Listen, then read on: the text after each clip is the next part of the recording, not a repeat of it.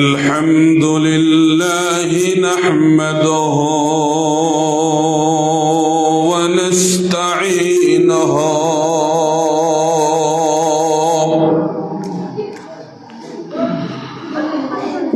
ونستغفره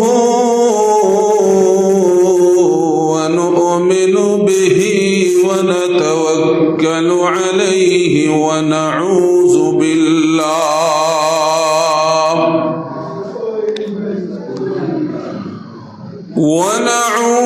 بالله من شرور أنفسنا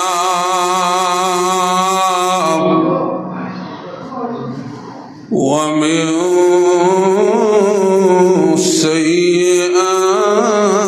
سيئات أعمالنا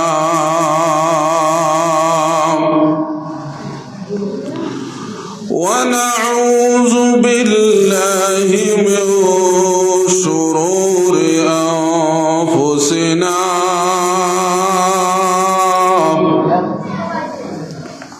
ومن يهده الله فلا مضل له يضلله فلا هادي له ونشهد أن سيدنا ونبينا وحبيبنا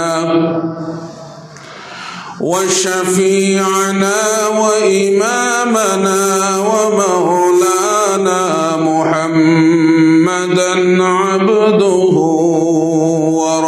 ورسوله الذي أرسله بالحق بشيرا ونذيرا وداعيا إلى الله بإذنه وسراجا منيرا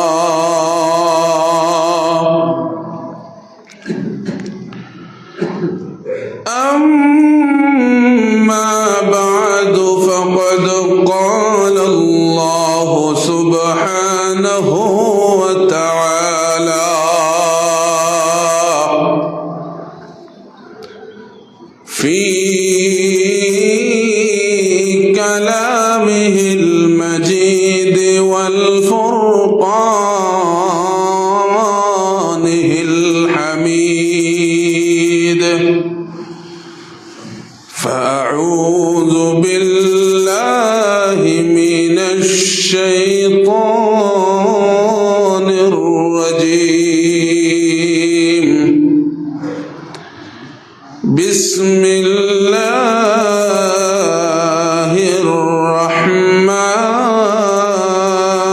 الرحمن الرحيم أتل ما أوحي إليك من الكتاب وأقم الصلاة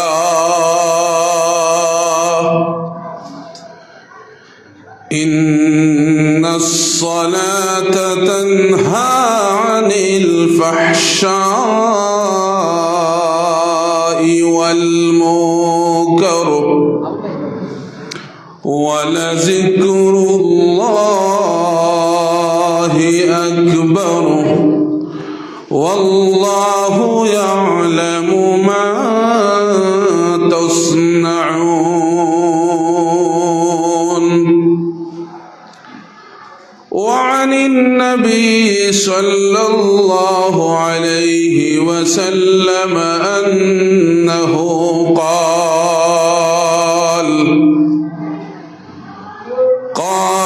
رسول الله صلى الله عليه وسلم تركت فيكم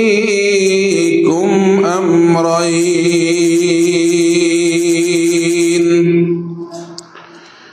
لن تضلوا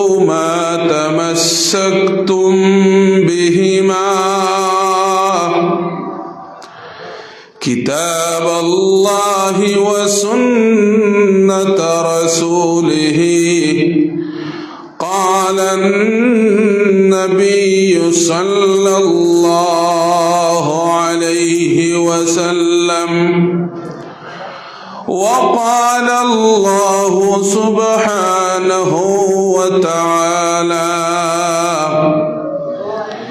في مقام آخر إن الله وملائكته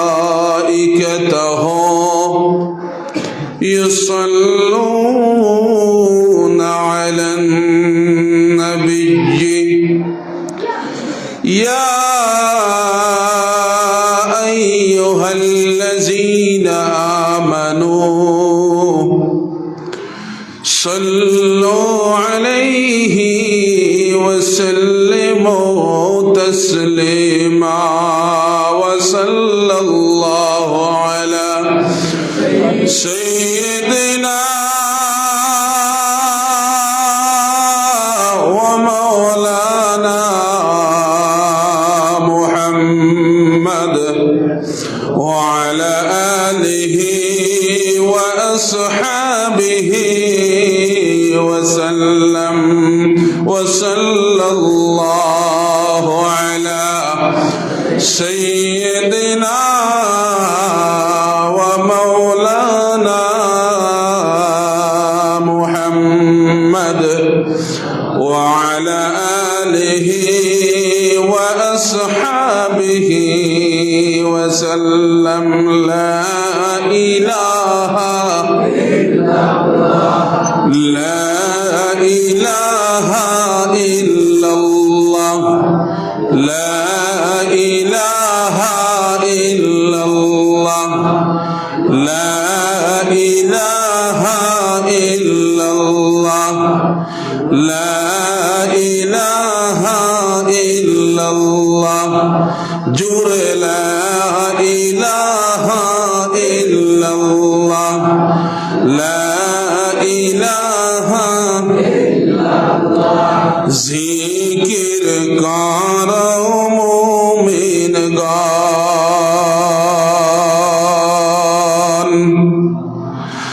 ذکر مزیمان ذکر ہوئے دل روشن کلمر شاد ہوئے موران لا إله إلا الله لا إله إلا الله لا إله إلا الله لا إله إلا الله خودر প্রিয় জাকিরিন বললেন রাব্বুল আলামিন খোদা হবেন জরজমিন জিকির কলবের মেডিসিন লা ইলাহা ইল্লাল্লাহ লা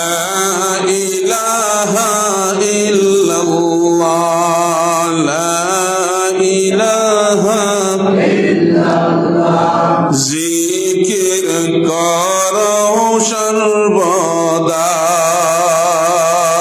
সর্বদাই জিকির করো দশ লতিফায় খুলবে অন্তরের নয়ন দেখিবে মাওলার সিংহাসন লা ইলাহা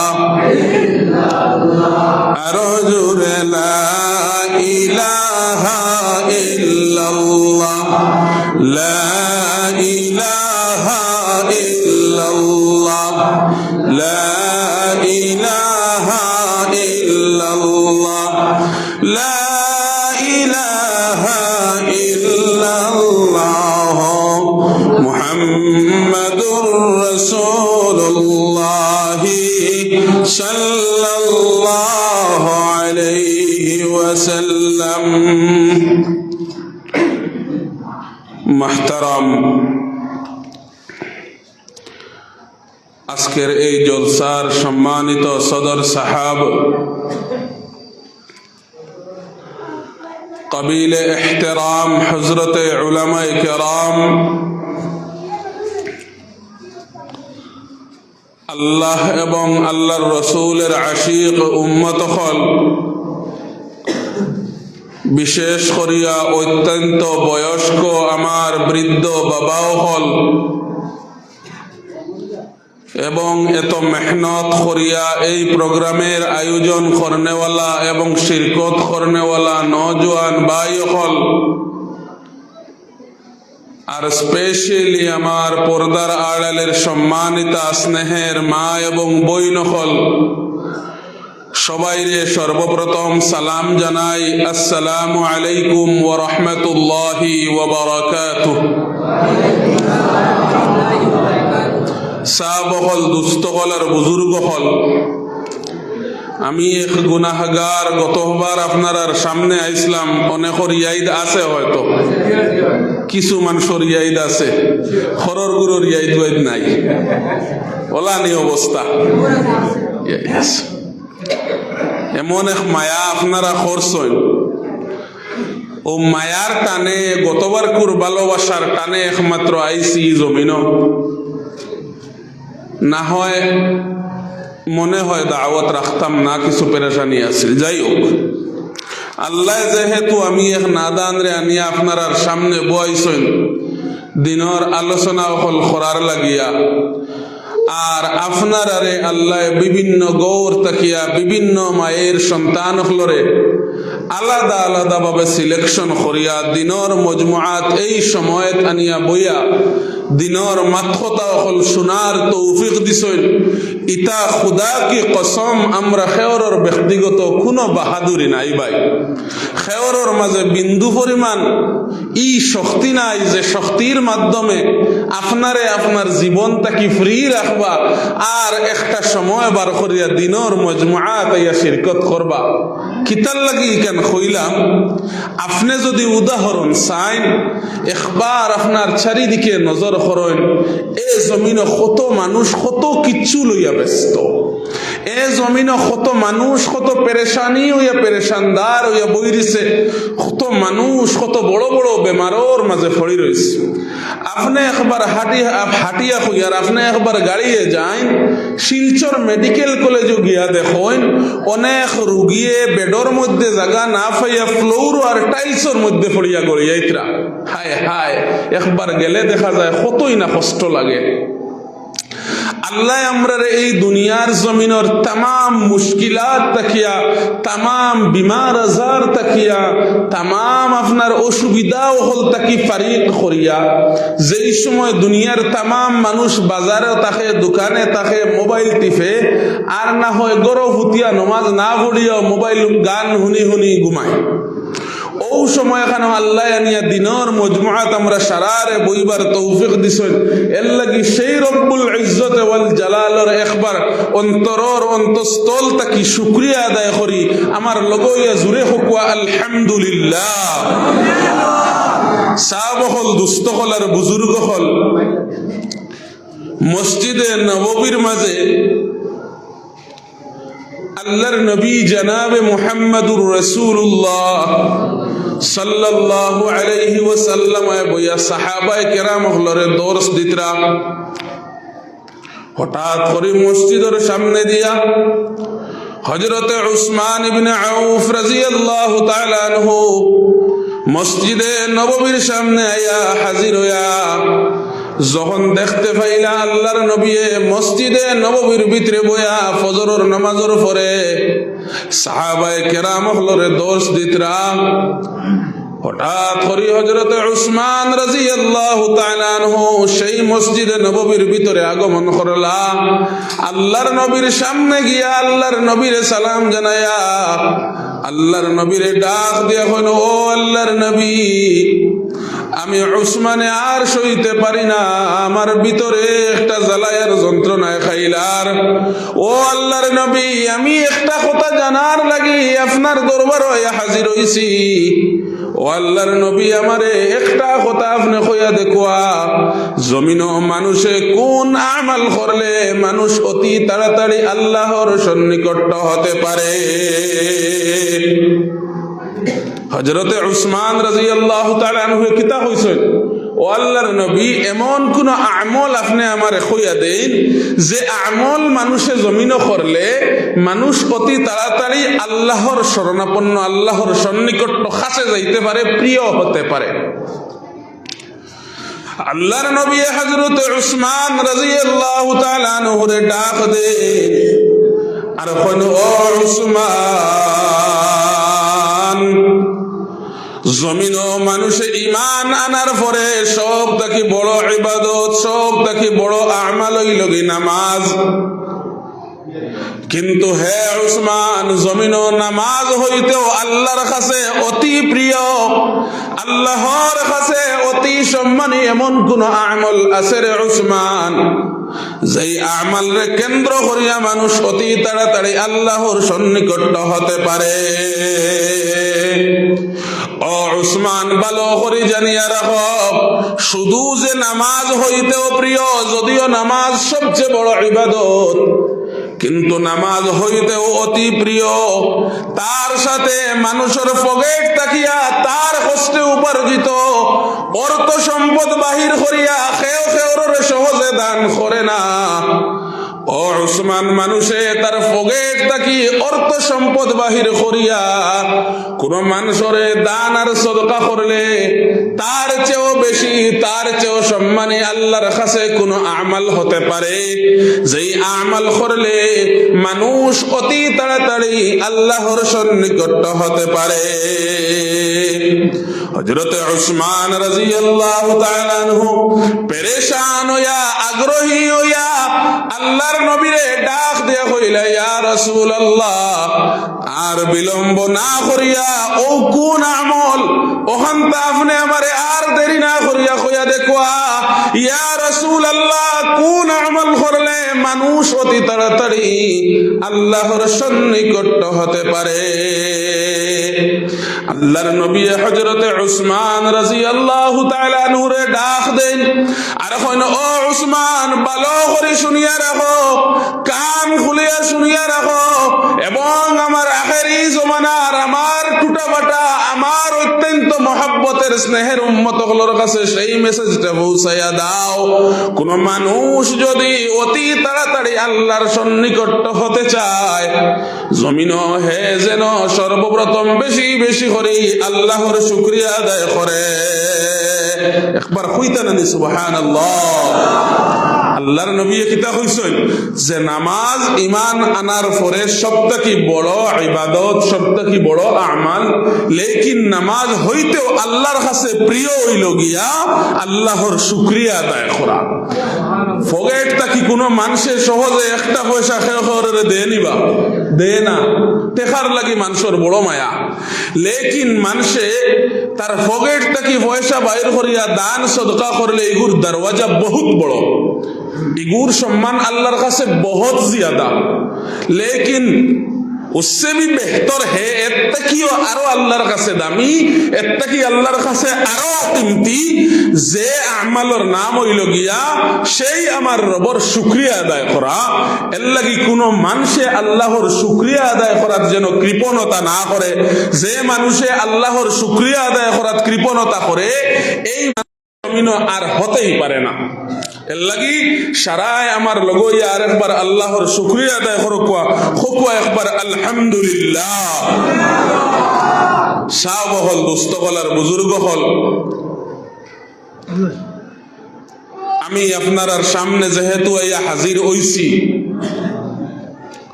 আপনারা অতি আগ্রহী হইয়া ইয়া বইছেন। যতখান আল্লাহ তৌফিক দিবা ততখানও মাতিমু। ডর করে শয়তানে গু ইগো সব সময় লগইয়া থাকে, সব সময় তওবা ইস্তেগফার করি, যতটুক পারি দুরুদের উপরে আমাল করি। আপনারাও বেশ বেশ করি আল্লাহর নবীর দুরুদের উপরে আমাল করবা, শয়তান হরিয়া থাকে। এরপরে নিজের শারীরিক অবস্থাও খুব একটা ভালো থাকে না। প্রত্যেক দিন সফর, প্রত্যেক দিন দৌড়, আর তো দিন হইলে মাদ্রাসার ডিউটি করা লাগে। বাড়ি আমার ইনতাকি এমন বেশি দূরই নাই, খালিগঞ্জ আপনারা চিন পাইতরা, লেকিন সারা দৌড় সারা সফর রাতাবাড়িয়ে আর সাইরবাই মাদ্রাসার লাগি সম্পর্ক আমার। যাই হোক, আপনার সামনে আইসি হিসাবে আলোচনা করমু, লেকিন আপনার সামনে আমার দুইটা শর্ত আছে। আমি লাইনে পড়লে বড় বালা, বেলাইনে পড়লে বড় থেড়া। বড় কিতা থেড়া। আর থেড়া মানুষ লইয়া চলা বড় কঠিন, যদি না তালে পড়ে। এখন তালে পড়তা কিলা তাল হইল কি, তালর প্রকার দুইটা। কয়টা? দুইটা। একটা হইল গিয়া আমার বয়ান শুরুর থেকে লইয়া শেষ পর্যন্ত উঠা উঠি খান করতে পারতা নাই। আনা মাতি আনা লড়িয়া তোলা সবরের সহিত বইতা ওখানটা ফারবানি সারার ফয়লা হোক ইনশাআল্লাহ। দুই নম্বর শর্ত হইল কি, মাঝে মাঝে আমি আপনারা মাতাইমু, আমার লগইয়া সুবহানাল্লাহ আলহামদুলিল্লাহ কইবা, জিয় জিনা কইবা, আমার মাত বুধভাইত্রানি কইবা, তখন আপনারা মাতইনতে আমি বুধভাইমু মাতে আসর খরের, অর্থাৎ ব্যাটারি ওগু চার্জ ওর। আর যদি মাতইন্না লড়ইন্না তে আর বুধভাইমু মেশিনও মনে হয় রিটায়ার্ড হয়ে গেছে। গতিকে আমার লগইয়া মাতিবা পারবা না ইনশাআল্লাহ। তো সাহাবা হল, দোস্ত হল আর বুজুর্গ হল, সর্বপ্রথম আমি এক আয়াতে কালিমারে তিলাওয়াত করছি, যে আয়াতে কালিমাত রব্বুল ইজ্জত ওয়াল জালালে কুরআনুল কারীমের মাঝে ফরমাইন উতলু মা উহিয়া ইলাইকা মিনাল কিতাব। রব্বুল ইজ্জত ওয়াল জালালে বিশ্ব নবীরে কেন্দ্র করিয়া আল্লাহ নিজের নবীরে ডাক দিয়া হইন, হে নবী মুহাম্মদ, আমি আল্লাহ কোরআনুল কারীম নামক মহান যে ধর্মগ্রন্থ আপনি নবীর উপরে নাজিল করলাম, সেই মহান ধর্মগ্রন্থ আপনি নবীয়ে বেশ বেশ করে তিলাওয়াত করা। অর্থাৎ আল্লাহ নবীর মাধ্যমে উম্মতে মুহাম্মদীরে সেই শিক্ষা দিল যে হে উম্মতে মুহাম্মদী, জমিন ও সর্বাবস্থায় সর্বক্ষণ তোমরা কোরআনুল কারীমের শরণাপন্ন হও, কোরআনুল কারীম বেশ বেশ করে তিলাওয়াত করো। এখন কোরআনুল কারীম বেশ বেশ করে তিলাওয়াত কিলা করতাম? কোরআনুল কারীম তিলাওয়াত জানলে তো তিলাওয়াত করতাম। তো কোরআনুল কারীম প্রথমে তিলাওয়াত করা শিখা লাগবো। কোরআনুল কারীম তিলাওয়াত করা শিখতে হইলে যারা তিলাওয়াত জানি নাই, বুড়া হালত আর সবাই মক্তব যাইতাম পারতাম নাই, লেকিন আমার আগামী প্রজন্মটা যাহাতে নষ্ট না হয়, আমার আওলাদ যেটা, আমার নাতি নসা যেটা, আমার হরুতা মরুতা যেটা সময় মতো সবাই মক্তব ফাটানি ওখানটা খেয়াল করা লাগবো। আর ইমাম সাহেবর মুআল্লিম সাহেবর জিম্মাদারি হইল গিয়া হরুতা গুনতে সঠিক এবং সুশিক্ষা ফাইতরানি। হরুতা গুনতে আমার তাকে কিছু ফাইতরানি, হরুতা গুনতে শিখতরানি। তো হিকান ইমাম সাহেবর জিম্মাদারি, হি জবাব আপনি দেওয়া লাগতো না, লেকিন খাইল হাসরের ময়দানে প্রত্যেক জিম্মাদার আল্লাহর কাঠগড়া খাড়া হওয়া লাগবো। জিম্মাদারদের যখন জিম্মাদারি সম্পর্কে সওয়াল করবা, এই সবাহি মক্তবের সবথেকে গুরুত্বপূর্ণ যেই শিক্ষা, সেই শিক্ষা সম্পর্কে, শিক্ষা দেওয়া সম্পর্কে ইমাম সাহেবরে সওয়াল করবা, মুআল্লিম সাহেবরে সওয়াল করবা। লেকিন সময় মতো আপনার বাচ্চাগু মুআল্লিম সাহেবর সামনে নিয়ে উপস্থিত করছইনি, মুআল্লিম সাহেবর চাহত মোতাবিক রাখছইনি, মাঝে মাঝে উল্টা পাল্টা করিয়া মেসাবরে গিয়া দমক হুমক দিছইনি, বাদবালা মাতিছইনি, ইকনাইন্তর জবাব আপনি গার্জেনকে দেওয়া লাগবো, আপনি জিম্মাদারে দেওয়া লাগবো। এর লাগি কোরআনুল কারীম আল্লাহ যখন নবীরে কইলা তিলাওয়াত করো, আপনি আমি যখন তিলাওয়াত করতাম, তিলাওয়াত শিখা লাগবো। শিখতে হইলে তিলাওয়াত শিখতে হইলে মসজিদ সবাহি মক্তব হাজির হওয়া লাগবো, সময় মতো হরুতা পড়ানি লাগবো। তিলাওয়াত না জানলে তিলাওয়াত করানি লাগবো, শোনা লাগবো। ও মুসলমান হল, জমিন কোরআনুল কারীম ব্যতীত দেখতে কোরআনুল কারীম থেকে অনেক বড় বড় গ্রন্থ আছে। জমিনও অনেক বই আছে, অনেক সুন্দর সুন্দর ভাষায়, অনেক স্টাইলের ডিজাইনে জমিনও অনেক বই আছে। কিন্তু মুসলমান একবার চিন্তা করুন, জমিনের প্রতিটা বই একবার দুইবার, এক পাতা দুই পাতা তিলাওয়াত, এক পাতা দুই পাতা পড়লে বুড়া লাগি যায়। কিন্তু কোরআনুল কারীম তিলাওয়াত আস্তা জীবন করলে আর আস্তা জীবন শুনলে কোনো সময় বুড়া লাগে না। ও মুসলমান হল, হে আমার ভাই হল, প্রতিদিন আপনি 5 ওয়াক্ত ইমাম সাহেবের পিছনে উবাইয়া সুন্নত লাগিয়া সব সময় আপনি সূরা ফাতিহা তিলাওয়াত কররা। ও মুসলমান, একবার চিন্তা করুন কোন দিন আপনার সূরা ফাতিহা তিলাওয়াত করতে বুড়া লাগলো। এর লাগি মুসলমান হল, আল্লাহ যখন বিশ্ব নবীরে ডাক দিয়া কইলা, ও নবী মুহাম্মদ, আপনি নবীয়ে বেশ করি কোরআনুল কারীম খান্তা তিলাওয়াত করো, অর্থাৎ উম্মতে মুহাম্মদী বেশ বেশ করি সর্বক্ষণ সর্বাবস্থায় কোরআনুল কারীম তিলাওয়াত করো। সুবহানাল্লাহ। 2 নম্বরে আল্লাহ কইলা, ওয়া আকিমিস সালাহ। ও উম্মতে মুহাম্মদী, জমিন বেশ বেশ করি নামাজ রে কায়েম করো। ইন্নাস সালাতা তানহা আনিল ফাহশাই ওয়াল মুনকার। জমিনও বেশ বেশ করে নামাজ আদায় করো। নামাজ হইল কি ও বস্তু, নামাজের মাধ্যমে মানুষের জীবনের বুড়াইয়ার মন্দ কাজ হইতে তারে নিজরে হেফাজত করতে পারে। সুবহানাল্লাহ। কোন মানুষে যদি চায় তার জীবনের তামাম মন্দ কাজ, তার জীবনের তামাম বুড়াই থাকি তারে নিজরে হেফাজত করত, ও মুসলমান, রব্বুল ইজ্জত ওয়াল জালালে সেই কোরআনুল কারীমের মাঝে ফরমায়, মানুষে সর্বসময় যেন নামাজ রে জমিনও প্রতিষ্ঠা করে, নামাজ রে জমিনও যেন কায়েম করে। কারণ নামাজ ব্যতীত আর কোনো ঔষধ জমিনও হতে পারে না, যে ঔষধের মাধ্যমে তার জীবনের বুড়াই নামক বেমারডে শিফা করাইতে পারে। এর লাগি জমিনও আপনি আমি সর্বক্ষণ নামাজ রে প্রতিষ্ঠা করা লাগবো, নামাজ পড়া লাগবো। এখান কইয়ার না, নামাজ প্রতিষ্ঠা করা লাগবো। এখন নামাজ মেসাবে যদি নামাজ পড়া লাগতো না কইতরা, নামাজ পড়ার কথা কইতরা না, প্রতিষ্ঠা করার কথা কইতরা। অর্থাৎ নামাজ না পড়লে প্রতিষ্ঠা হইব, ওলা না মাতই নাকি? নমাজ পড়া লাগবো তেও কি নমাজ প্রতিষ্ঠা হইব।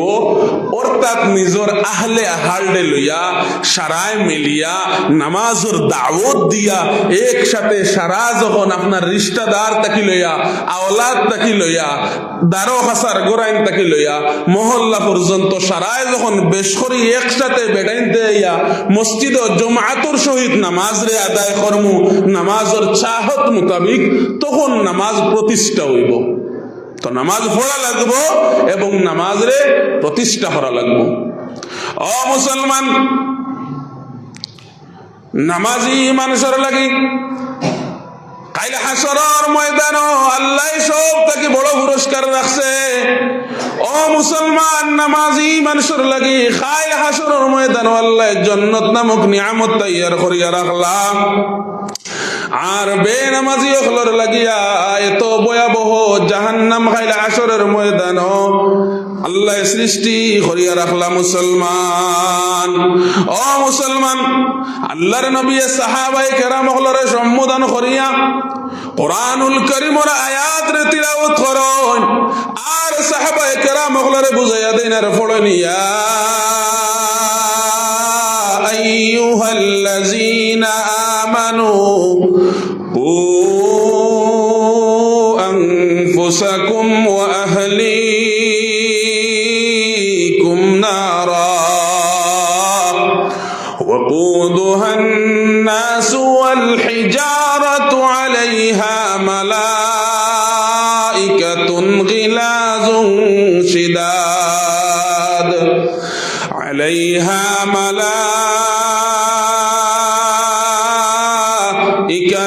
غلاظ شداد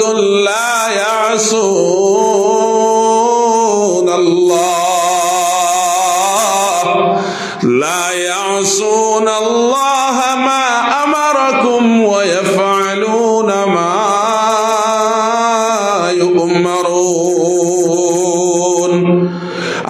নবী সাহাবায়ে কেরাম হলর সামনে সেই কালামুল্লাহ শরীফ তাকি আয়াত রে বুঝাইয়া দিলা আর কইলা ইয়া আইয়ুহাল্লাযীনা আমানু ও সাহাবায়ে কেরাম হল রব্বুল ইজ্জত ওয়াল জালালে ফরমাইন ও ঈমানদার হল কু আনফুসাকুম ওয়া আহলিকুম নারা তোমরা নিজরে জাহান্নামের আগুন হইতে হিফাজত করো আর তোমরার আহলে আহলে জাহান্নামের সেই ভয়াবহ আগুন হইতে হিফাজত করো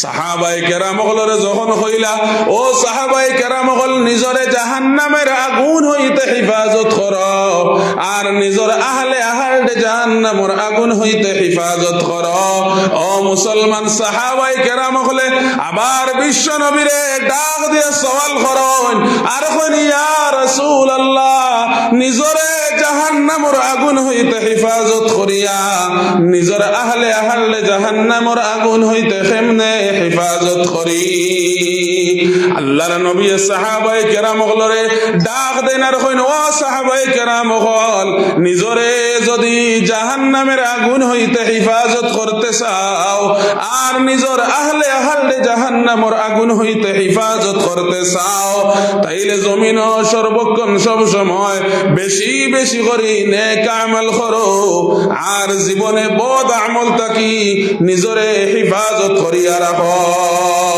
খুকুনা সুবহানাল্লাহ আল্লাহর নবী কইছেন তখন জাহান্নাম থাকি নিজরে বাঁচাইতে পারবায় আহলে আহলে বাঁচাইতে পারবায় যখন আপনি আমি বেশ বেশ করি নেক আমল হল করমু আর বদ আমাল হল থাকি বাঁচিয়া রইমু মাত বুঝা জাননি বুঝা যান ও মুসলমান হল জমিন নেক আমল বেশ বেশ করে করা লাগবো জমিন আপনি আমি চিন্তা করা লাগবো প্রতিদিন আপনি আমি কতটুকু নেক আমল করার প্রয়োজন ছিল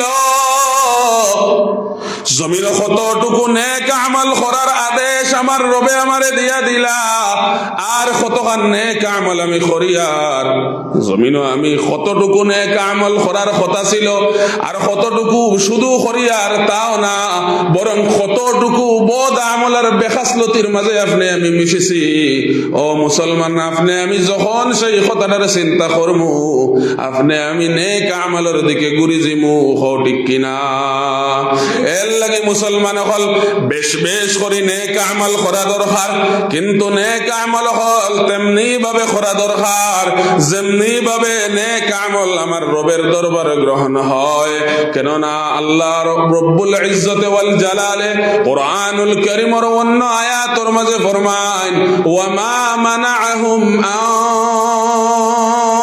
تقبل منهم نفقاتهم إلا أنهم كفروا بالله وبرسوله ولا يأتون الصلاة إلا وهم كسالى ولا ينفقون إلا وهم كارهون রব্বুল ইজ্জত ওয়াল জালালে কুরআনুল কারীমের অন্য আয়াতের মাঝে ফরমায় ওয়া মা মানাআহুম আন তুকবালা মিনহুম নাফাকাতুহুম কিছু মানুষে জমিন দান আর সদকা করার পরে আমি আল্লাহ কখনো তারার দান আর সদকা হল গ্রহণ করি না জমিন কিছু মানুষে বেশ করি নেক আমল করা সত্ত্বেও আমি আল্লাহ তারার নেক আমল হল কখনো গ্রহণ করি না ও আল্লাহ নিজে নিজে কইয়া আবার সওয়ালের নিজর সওয়ালের জবাব নিজে দিলা আল্লাহ কইতরা ও দুনিয়ার মুসলমান হল কেন নেক আমল করার পরে আমি আল্লাহ গ্রহণ করি না ভালো করে তোমরা শুনিয়া রাখো আল্লাহ ফরমাইন ইল্লা আন্নাহুম কাফারু বিল্লাহি ওয়া বিরাসূলিহি জমিন জেবা যারা মানুষে আমি আল্লাহর লাগি কুফরি করি লাইব অর্থাৎ আমি আল্লাহর আদেশ মানত নাই নিষেধ রে মানত নাই আমি আল্লাহর আদেশ রে না মানিয়া, জমিনও আমি আল্লাহ রে না মানিয়া অন্য মালিক রে মানিয়া বেপথে চলি যাইব। আর আমার হবিবর বাতায়া দেওয়া সুন্নতি পথ রে অনুসরণ করত নাই। আল্লাহ কইতরে জমিনও বেশ বেশ করি নেক আমল হল করা সত্ত্বেও তার জীবনের নেক আমল তাকিন লয়া তার জীবনের দান আর সদকাও হল আমি আল্লাহ কখনো গ্রহণ করতাম না। এখন আউযু বিল্লাহ। এর বাদে আল্লাহ কইতরা ওয়ালা ইয়াতুনাস সালাতা ইল্লা ওয়া হুম কুসালা ওয়ালা ইউনফিকুনা ইল্লা ওয়া হুম কারিহুন। আল্লাহ কইতরা জমিন কিছু মানুষে নামাজ রে আদায় করব কিন্তু বড় শৈথিল্যতার সাথে আদায় করব, বড় অলসতার সাথে নামাজ রে আদায় করব। নামাজ রে একবার তা আমি আল্লাহ রে রাজি আর খুশি করার উদ্দেশ্যে জমিন নামাজ পড়তো না। নামাজ আপনার দামান বেটায় নামাজ পড়িব, হৌর বাড়িত গেলে হৌর বাড়ির সামনে তার নিজের সম্মান রে বাঁচাইতে সময় নামাজ পড়িব। বেয়াই সাহেব বেয়াইয়ের বাড়িতে আইলে বেয়াইয়ের সামনে সম্মান বাঁচাইতে মসজিদে যাইবা।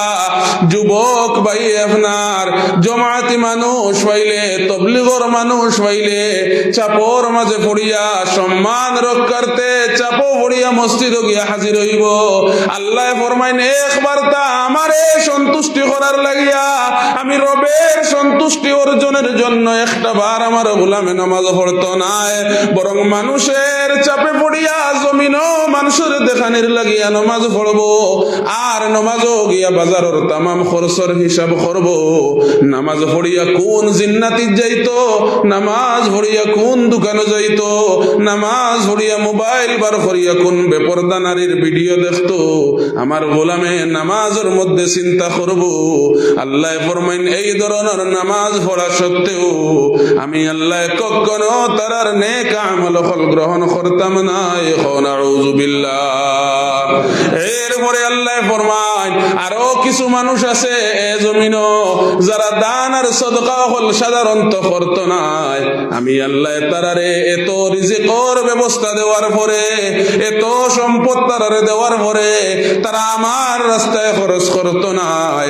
আর যখন খরচ করব তখন মানুষের চাপে পড়িয়া মানুষরে দেখানির লাগি খরচ করব। আল্লাহ ফরমাইন একবার তা আমার সন্তুষ্টি অর্জনের লাগি করত নাই। এই ধরনের নেক আমল করা সত্ত্বেও আমার আল্লাহর দরবারে আপনার আমার নেক আমল গ্রান্ট হইতো না। এখন আউযু বিল্লাহ। ও মুসলমান হল নেক আমল তেমন ভাবে করুন যেমন ভাবে নেক আমল করলে আমার রবের দরবারও আপনার নেক আমল গুলা গ্রান্ট হয়।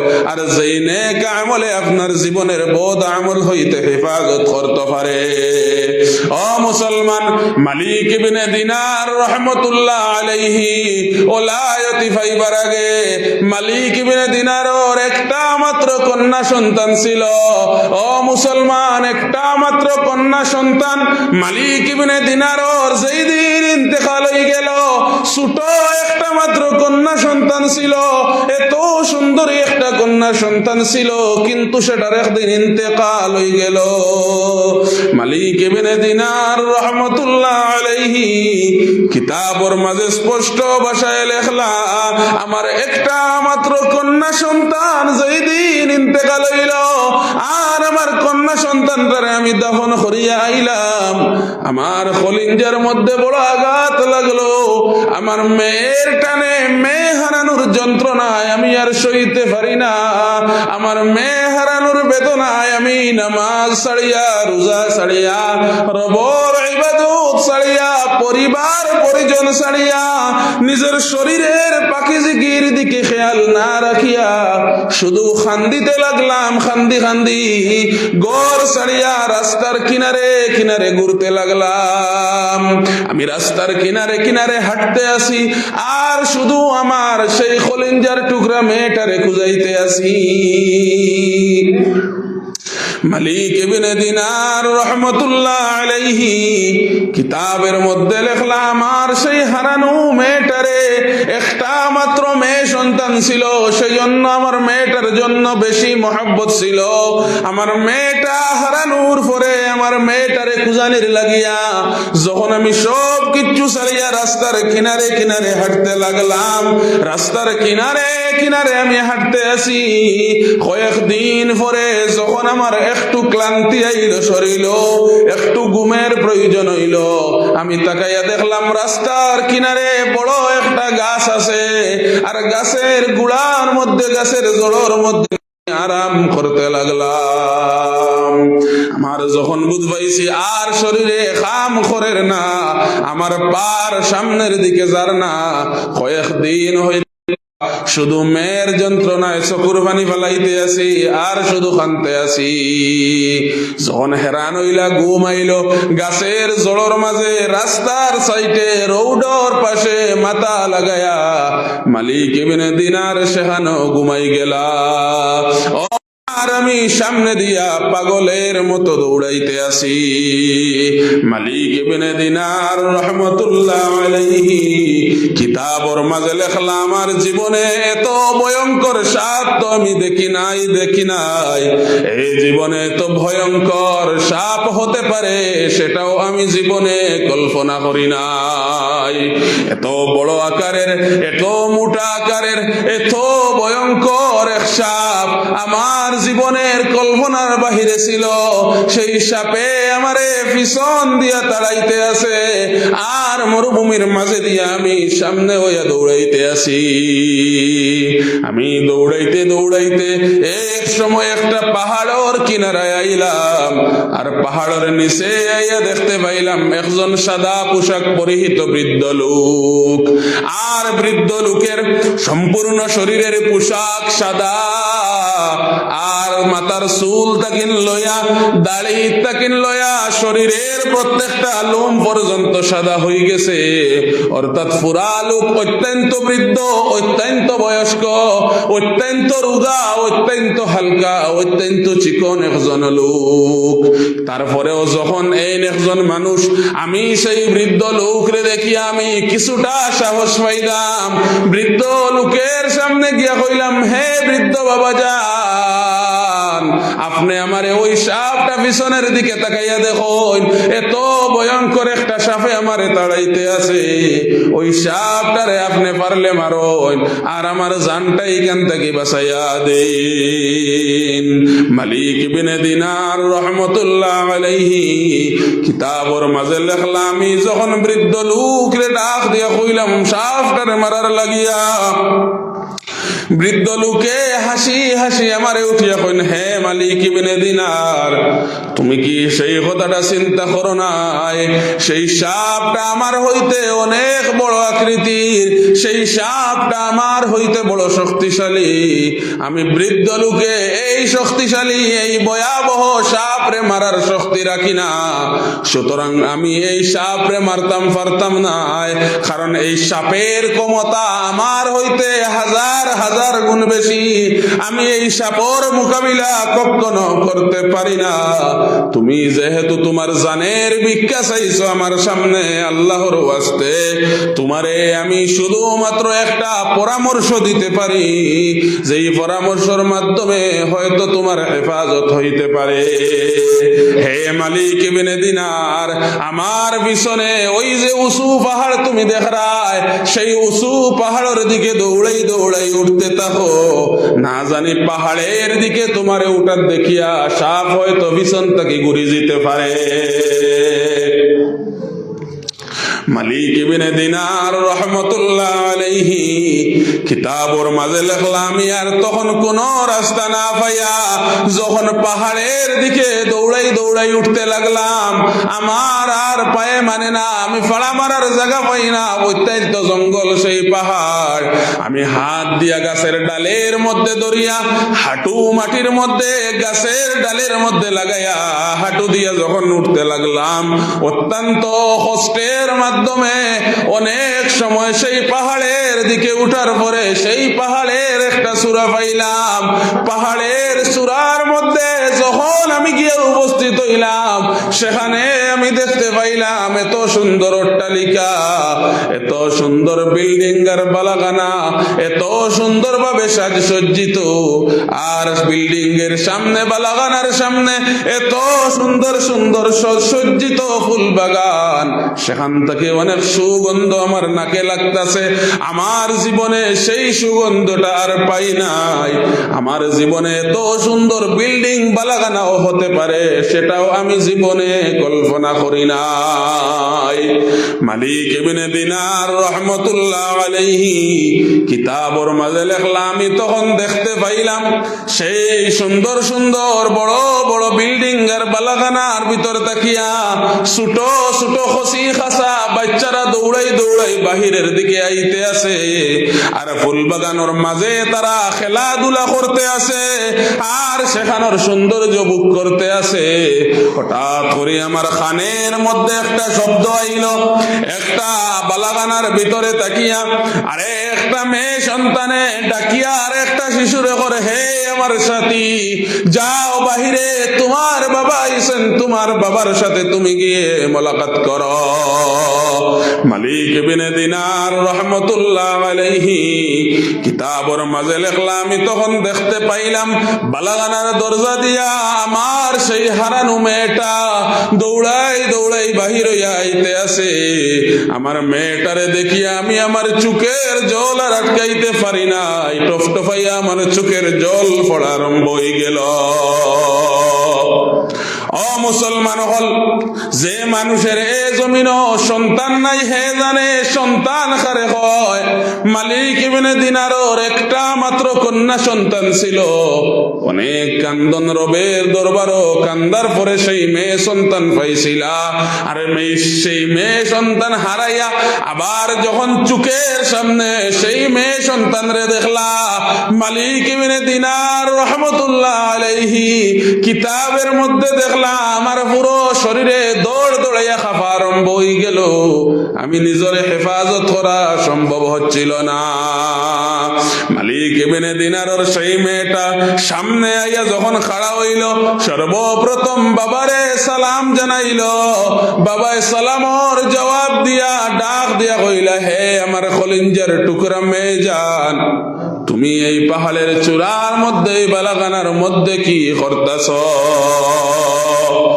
মালিক ইবনে দিনার রহমতুল্লাহ আলাইহি কিতাবর মাঝে ফরমাইন, আমার মেয়ে ডাক দিয়ে আমারে কয়, হে আমার আব্বা জান, আপনি আমারে সওয়াল করবা না আমি কেমনে এইখানে উপস্থিত হইলাম সেটা আপনার জানার প্রয়োজন নাই। কেননা এ জমিনে আমার তাকি সুখে আর শান্তিতে কোনো মানুষ আছে বলে আমার সন্দেহ হয়। হে আমার আব্বা জান, আমার জানা প্রয়োজন, আমি যেই জায়গার মধ্যে আছি এই জায়গাত সাধারণত মানুষ আইতো পারে না। হে আমার আব্বা জান, কিভাবে কেমনে আইয়া আপনি এই উঁচু পাহাড়ের চূড়ার মধ্যে উপস্থিত হইলা? মালিক ইবনে দিনার রহমতুল্লাহ আলাইহি মেরে ডাক দিয়া কন, হে আমার কলিজার টুকরা মেয়ে, আমি কেন আইয়া তেমনি উপস্থিত হইলাম? তুমি আমার শুধুমাত্র একটা কন্যা সন্তান ছিলা, আর তোমার সাথে আমার অনেক মহব্বত ছিল, আর তোমার যেই দিন ইন্তেকাল হইল সেই দিন তাকিন লইয়া তোমারে হারানোর বেদনার কষ্ট আমি বাবা হিসাবে সইতে পারি নাই। তার লাগে আমি ঘর ছাড়িয়া নামাজ রোজা সাদ দিয়া সব কিছু বাদ দিয়া শুধু তোমারে খুঁজাইতে লাগলাম, আর চোখের পানি ফালাই ফালাই রাস্তার কিনারে কিনারে ঘুরতে লাগলাম। হঠাৎ করে যখন আমার ঘুম আইল, গাছের গুড়ার মধ্যে মাথা লাগাইয়া যখন আমি ঘুমাইলাম, তখন আমি দেখতে পাইলাম খাবের মধ্যে আমার একটা ভয়ঙ্কর সাপে কুদাইতে আছে। মারে আমার হইতে বড় ভয় লাগে, এত এত ভয়ঙ্কর সাপ রে মা এই জীবনে হতে পারে সেটাও আমার কল্পনায় ছিল না। হে আমার কলিজার টুকরা মা, সেই ভয়ঙ্কর সাপ হইতে বাঁচার লাগি যখন আমি পাহাড়ের কিনারে আইলাম, একজন বৃদ্ধ লোক পাইলাম, অত্যন্ত বৃদ্ধ, অত্যন্ত রোগা, অত্যন্ত হালকা। বৃদ্ধ লোকে যখন কইলাম সাপ রে মারার লাগি, বৃদ্ধ লোকে পরামর্শ দিলা পাহাড়ের দিকে উঠার লাগিয়া। যখন উঠলাম তোমার সামনে আইয়া উপস্থিত হইলাম। মেয়ে ডাক দিয়া হয়, হে আমার আব্বা জান, এই জমিনে আপনার হইতে বড় পাগল আর হতে পারে না। হে আমার আব্বা জান,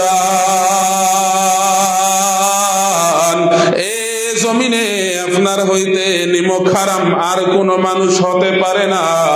হে আমার আব্বা জান, এ জমিনে আপনার হইতে বুকা আর কোন মানুষ হতে পারে না। সুতরাং আমি আপনার মেয়ে হিসাবে আপনার লগে মাতিয়ার না হয় আপনার লগে আজকে আর কথাবার্তা করতাম না। আমার অত্যন্ত ঘৃণা লাগে, আমার অত্যন্ত লজ্জা লাগে। হে আমার আব্বা জান, আমি আপনার মেয়ে হইয়া ও তার লাগে আপনারে নিমক হারাম হইলাম, আপনারে স্বার্থপর হইলাম, বুকা হইলাম, পাগল হইলাম, হুয়া হইলাম।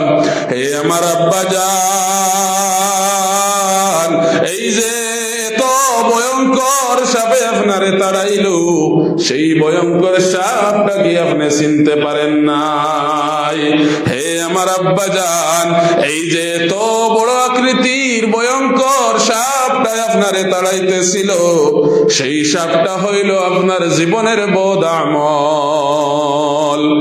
হে আমার আব্বা জান, আপনার জীবনের বদ আমলের পরিমাণ এত বেশি হইছে, এই সাপের নিয়ে এত ভয়ঙ্কর ধারণ করেছে আপনার জীবনের বদ আমলে। আর আপনি পাহাড়ের কিনারায় যেই বৃদ্ধ লোক পাইলা, সেই বৃদ্ধ লোকরেও কি আপনি চিনতে পারলা না? সেই বৃদ্ধ আর রোগার হালকা রূপটা হইল কি আপনার জীবনের নেক আমল। হে আমার আব্বা জান,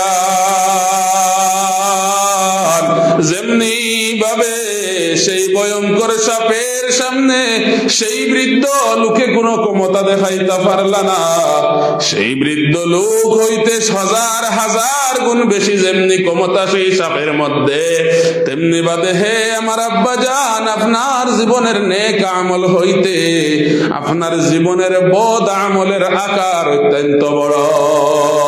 হে আমার আব্বা জান, যেমনি ভাবে সেই ভয়ঙ্কর সাপের সামনে সেই বৃদ্ধ লোক কুচ্ছু না, একদম বৃদ্ধ, একদম হালকা, চুল গেছেন পর্যন্ত সাদা। হে আমার আব্বা জান, আপনার জীবনের বদ আমলের সামনে আপনার জীবনের নেক আমল এত কম হইছে। হে আমার আব্বা জান, আপনার জীবনের নেক আমলে আপনার জীবনের বদ আমলটা ধ্বংসন করতে পারবে না। হে আমার আব্বা জান, সাপে যে আপনারে তাড়াইতেছিল, অর্থাৎ আপনার জীবনের সেই মোটা অঙ্কের বদ আমলে আপনার সামনের দিকে তাড়াইতে আছে, আর বদ আমলে তাড়াই তাড়াই আপনারে জাহান্নামের দিকে নিতে আছে। হে আমার আব্বা জান, আপনাকে সেজন্য আমি স্বার্থপর নামে আজ্ঞা দিলাম। হে আমার আব্বা জান, হতে পারি আমি আপনার স্নেহের মেয়ে, কিন্তু সেই মেয়ে নামক নিয়ামত যাকে আল্লাহ দেন নাই সে জানে মেয়ে কারে হয়। হে আমার আব্বা জান, মেয়ে নামক নিয়ামত তো আমার রবে আপনারে আমানত স্বরূপ দিলা, সেই আমানত যখন সেই মালিকে নিজর আমানত রে ঘুরাইয়া নিলা, আপনি কেন বেজার হইয়া সেই মালিকের ইবাদত বাদ দিয়া, পরিবার পরিজনের লোক ছাড়িয়া, নামাজ রোজা সাদ দিয়া, সব কিছু বাদ দিয়া রাস্তাত পাগল হইয়া বারইলা?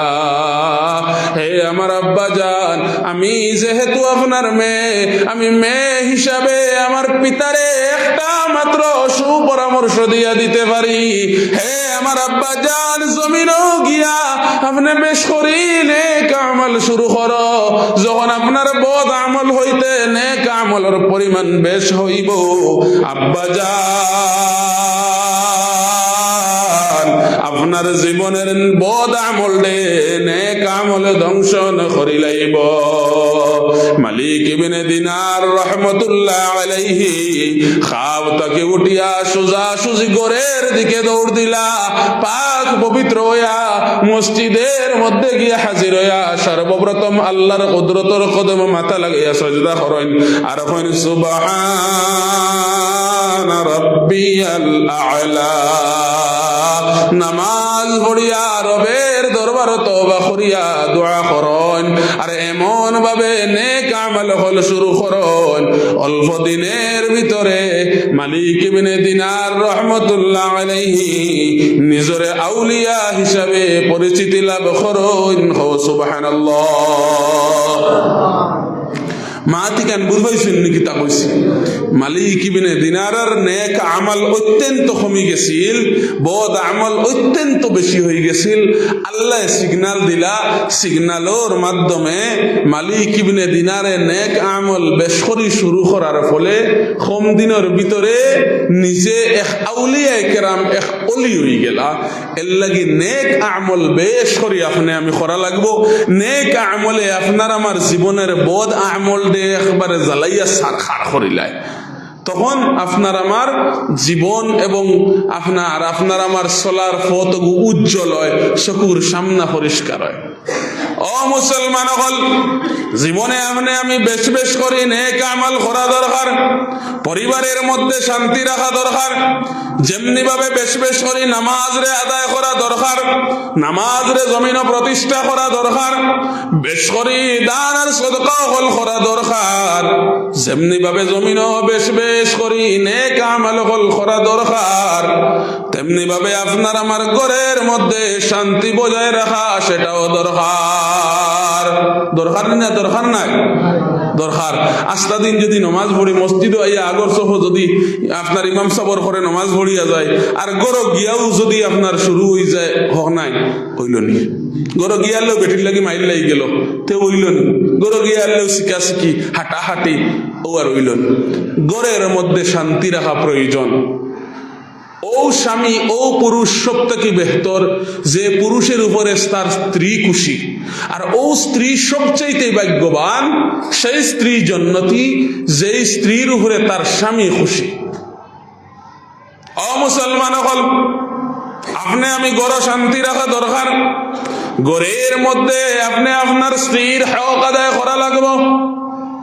আপনার স্ত্রীর কিচ্ছুর প্রয়োজন আসেনি সেটা আপনি খেয়াল করা লাগবে।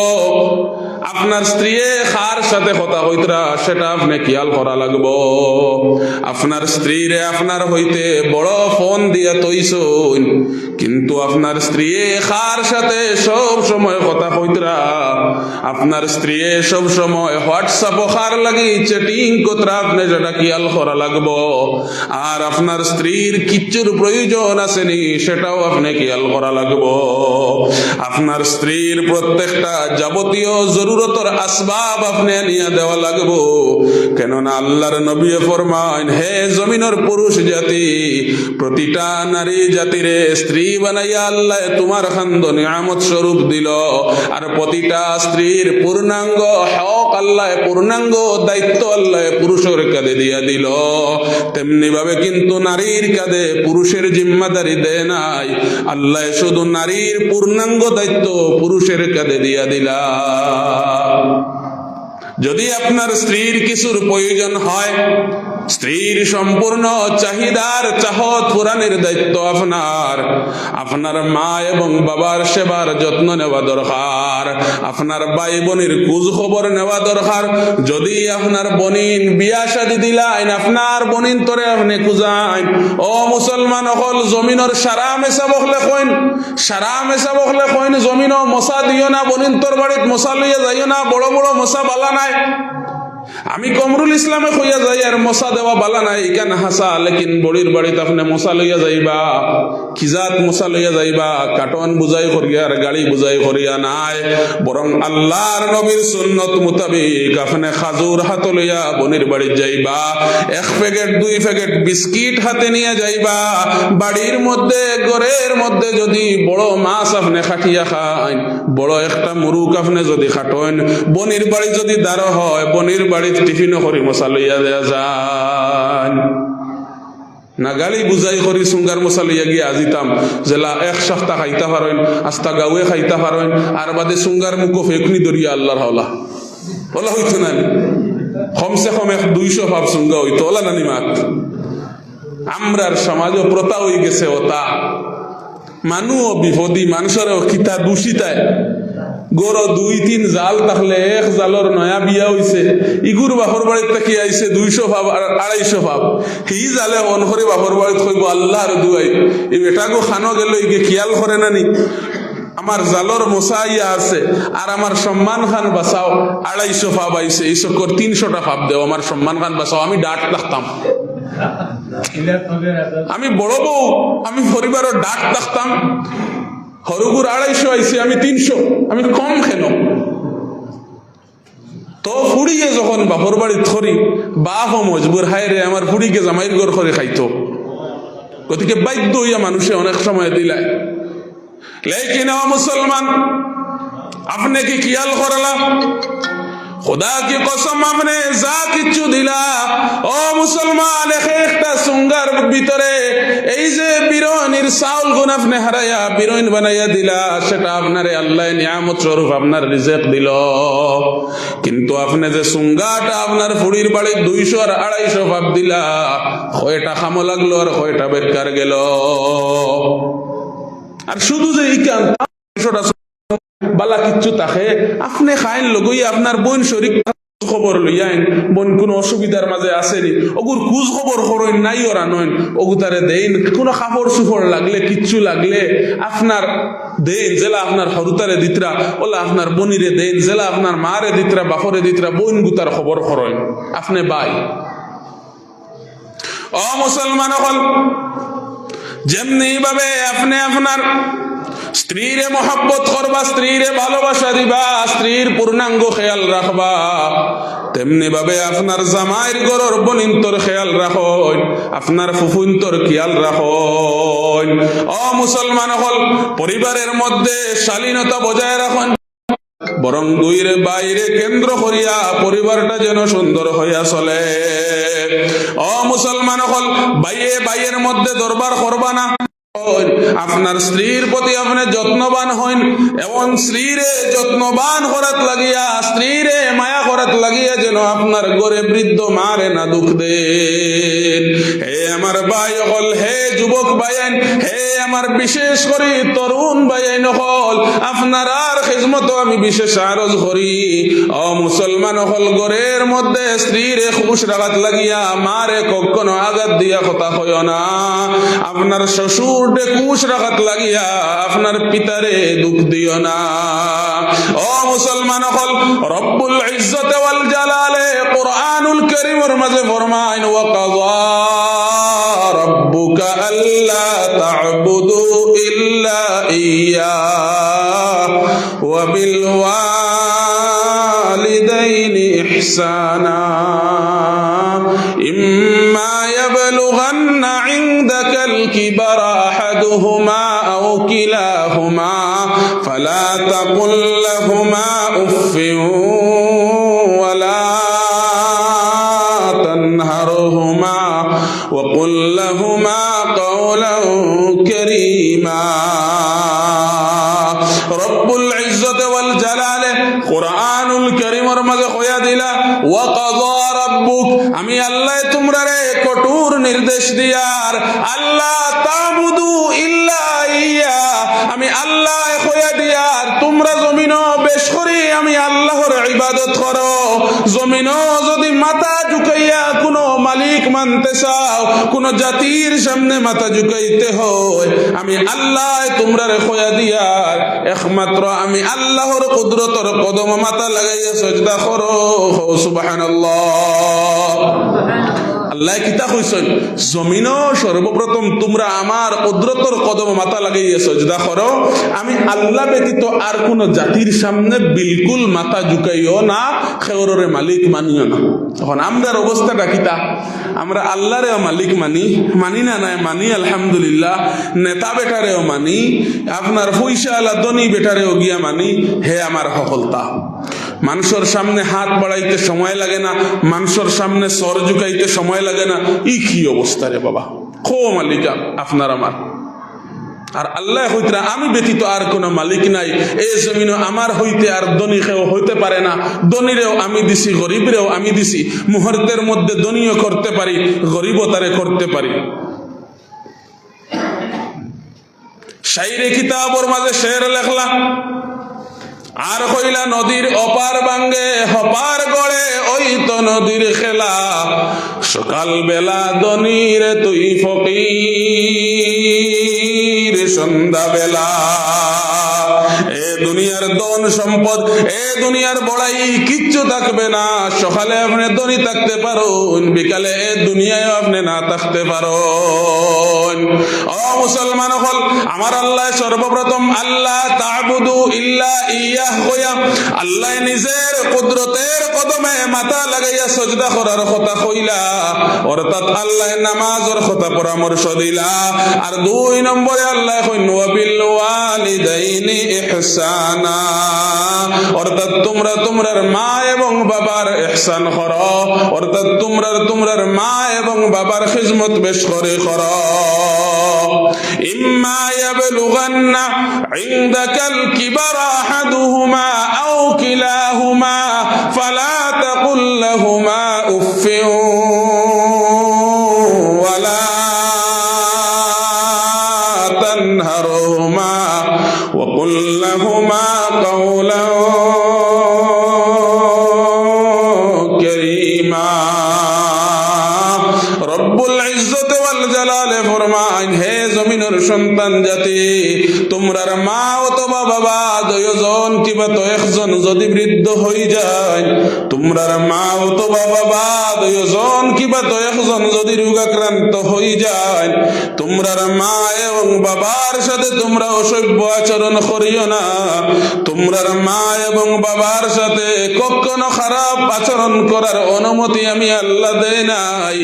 আমি আল্লাহ তোমরারে কইয়া দিয়ার, তোমরা তোমার মা এবং বাবার সামনে সব সময় শালীনতা বজায় রাখো। তোমরার মা এবং বাবার ভাই কখনো রাগান্বিত হইয়া উফ হইয়া শব্দ হইও না। তোমরার মা এবং বাবার সামনে হামেশা ভালো আচরণ করো, নম্র আর ভদ্র আচরণ করো। তোমরার মা এবং বাবার সামনে তোমরা হামেশা শান্ত থাকো। আল্লাহ গীতা কইলা যে মা এবং বাবার সামনে আপনি আমি শান্ত থাকতাম, মাথা ঠান্ডা রাখতাম, আপনার বালা আচরণ করতাম। এখন আমরার অবস্থাটা কিতা হইছে?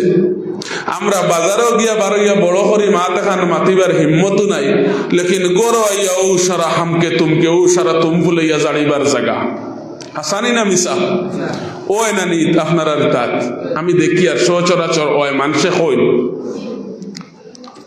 ও মুসলমান হল, জমিনের গুসার হিংসা, জমিনের তামাম মাতার গরম দেখানোর জায়গা আল্লাহ আপনার মা এবং বাবার সামনে দেয় নাই, বরং আল্লাহ কোরআনুল কারীম কইয়া দিলা কখনো তুই তোর মা এবং বাবার সামনে রাগান্বিত হইবে না, বরং তোর মা এবং বাবার তুই হামেশা খিদমত কর।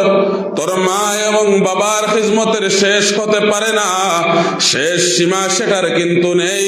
তুই তোর মা এবং বাবা যতদিন পর্যন্ত এই জমিনে জীবিত থাকবা, তুই তোর জীবন দিয়া হলেও মা এবং বাবার খিদমত কর। ও মুসলমান হল, আপনার স্ত্রীরে খুশ রাখুন, লেকিন খুশ রাখার মাধ্যমে তেমনি ভাবে আপনার মারে আঘাত না করিয়া মায়ের সাথে ভালো আচরণ করুন, তেমনি ভাবে মায়ের সাথে আচরণ করুন, তেমনি ভাবে মায়ের বাধ্য সন্তান হইন, মায়ের কথা শুনুন। যেমনি বাধ্য সন্তান হইছিলা সেই ছোট সন্তান আমরা সারাই জানি আল্লাহর নবী হযরতে মূসা আলাইহিস সালাম বড় জিদ্দি এক নবী আসলাম। আল্লাহর নবী হযরতে মূসা আলাইহিস সালামে একদিন নদীর তীরে আয়া রব্বুল ইজ্জত ওয়াল জালাল ডাক দিয়ে কইল, আল্লাহ আমি মূসা নবী হওয়ার পরে আপনারে ডাকিয়া দে দয়াল আল্লাহ, আপনি আমার নদীর ওপার হইতে পারে পার করে দেওয়ার ব্যবস্থা করুন। আল্লাহ নবী মূসারে ডাক দিয়া কইল, নবী মূসা কেন তুমি আমার কাছে চাইতেছো? তোমার ওই বাম দিকে তাকাইয়া দেখো, ওই নদীর পারে গাছের নিচে ছোট একটা সন্তান বইয়া আছে। সেই সন্তানের কাছে যাও আর সন্তানটারে গিয়া হো তোমার নদীর ওপার হইতে ওপারে পার করে দেওয়ার যেন ব্যবস্থা করে। নবী মূসা তাকাইয়া দেখলা সত্যি তো গাছের নিচে সুন্দর একটা সন্তান বইয়া আছে। বাচ্চাটারে গিয়া কইল, ও ছোট সন্তান, আমি নবী মূসা তোমারে ডাকিয়ার তুমি আমারে নদীর ওপার হইতে ওপারে সাওয়ার করিয়া দেওয়ার ব্যবস্থা করো। বাচ্চাটায় নবী মূসার ডাক শুনিয়া চারিদিকে তাকাইয়া সাওয়ারের ব্যবস্থা কিছু না পাইয়া হঠাৎ করে উপরের দিকে তাকাইয়া দেখো আকাশের মধ্যে একটা মেঘর শাখায় ঘোরাফেরা করতে আছে।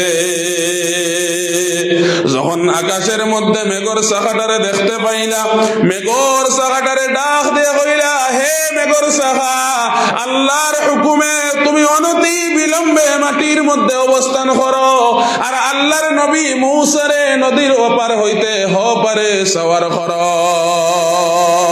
সারা একবার জিকির করুন, লা ইলাহা ইল্লাল্লাহ, জুরে লা ইলাহা ইল্লাল্লাহ, আরো জুরে লা ইলাহা ইল্লাল্লাহ, লা ইলাহা ইল্লাল্লাহ, লা ইলাহা ইল্লাল্লাহ,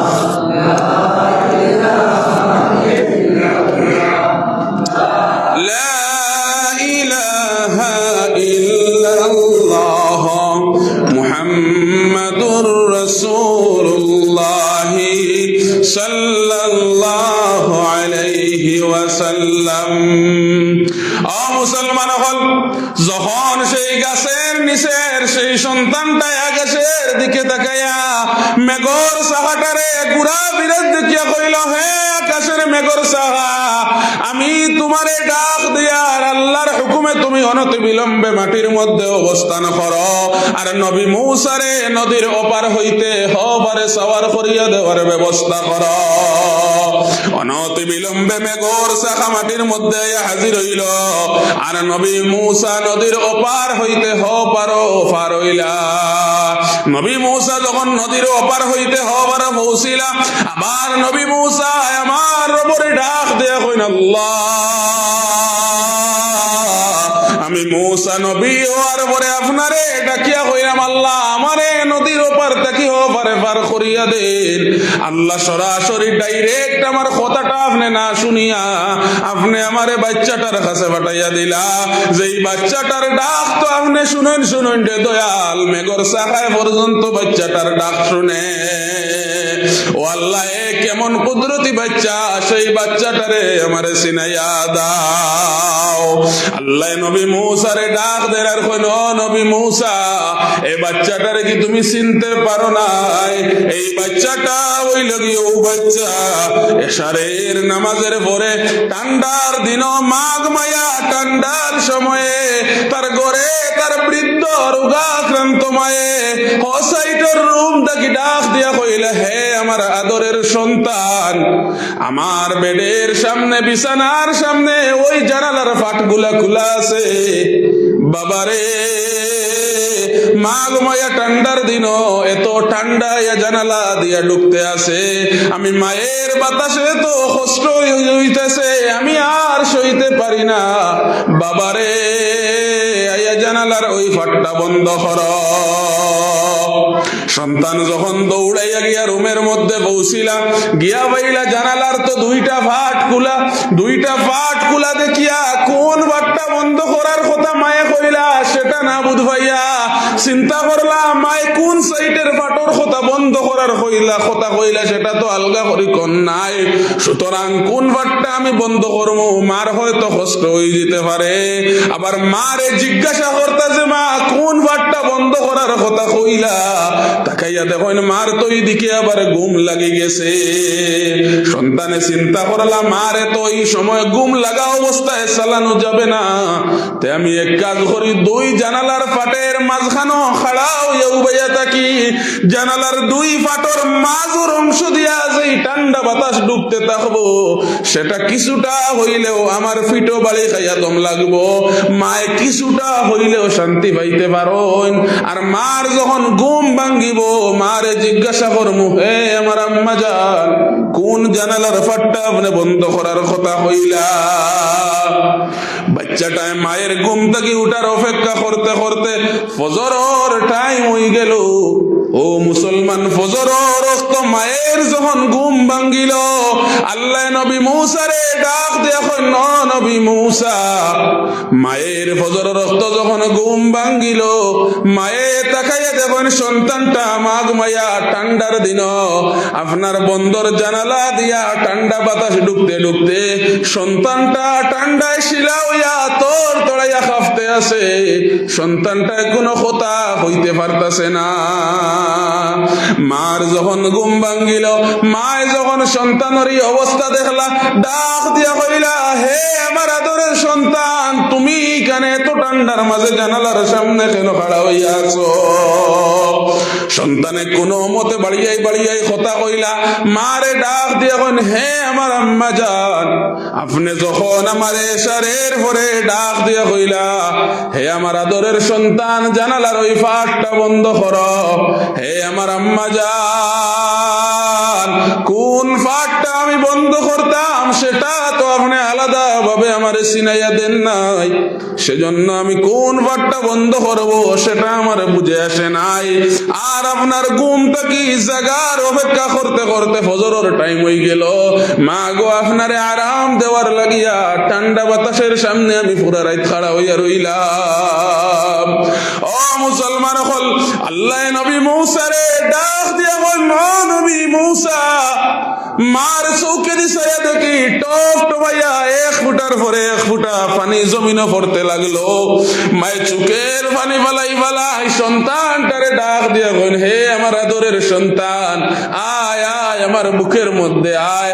সন্তানটারে বুকের মধ্যে জড়াইয়া ধরিয়া মায়ের চোখের পানি ফালাই আমার মালিকের কাছে ডাক দেন আর কইন, আল্লাহ,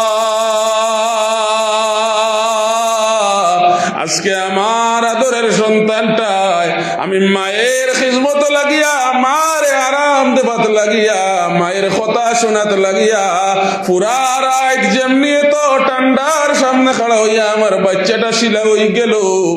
আল্লাহ, আমি আমার বাচ্চাটার উপরে এত খুশি হইলাম, বাসায় আপনারে আমি বুঝাইতে পারি আর না। ও আল্লাহ, আপনার কাছে আমার বাচ্চাটার লাগি শুধুমাত্র একটা দোয়া করিয়ার, আল্লাহ জীবনে আমার বাচ্চাগুর কোন দোয়া আপনি ঘুরাইয়া দিও না। যখন আমার বাচ্চাটা এই জমিনও কিচ্ছু চাইব, সাথে সাথে আমার বাচ্চাটার চাহত খান পুরা করিয়া দিও।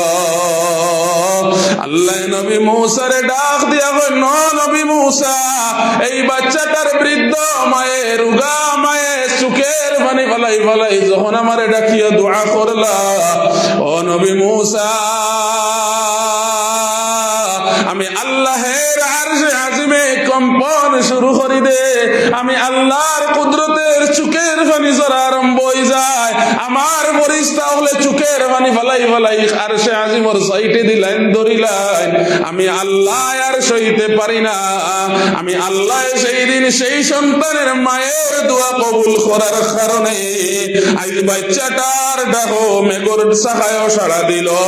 হে নবী মূসা, আজ যদি এই বাচ্চাটা আকাশের সেই মেঘর সাহাটারে ডাক না দিয়া যদি আকাশের চন্দ্র আর সূর্যের দিকে দেখা তাকাইয়া কইতো, হে আকাশের চন্দ্র আর সূর্য, আমি আল্লাহর হুকুমে তোমারে আদেশ করি আর তুমি মাটির মধ্যে অবস্থান করো।